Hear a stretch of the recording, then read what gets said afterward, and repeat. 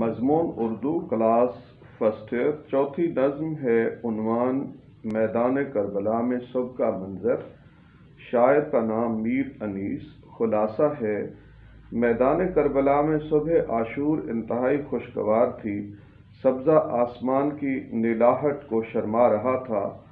پھول کی پتیوں پر شبنم کی چمک ہیرے اور موتیوں کی چمک کو ماند کر رہی تھی۔ نورانی ماحول میں طرح طرح کے پرندے چہچہا رہے تھے۔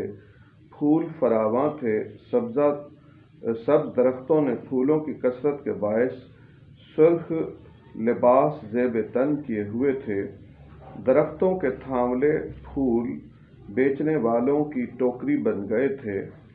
درختوں پر بلبلیں کم تھیں اور پھول زیادہ تھے۔ خاندان سیدہ فاطمۃ الزہرا کی پیاس دیکھ کر شبنم نے گلاب کے کٹورے بھر دیے۔ طرح طرح کے پرندے پھول اور کانٹے خدا کی مدحت بیان کر رہے تھے۔ چیونٹی، ہرن، پرندے اور جنگل کے شیر اپنے اپنے مقام پر اللہ کی تسبیح و تحلیل کر رہے تھے۔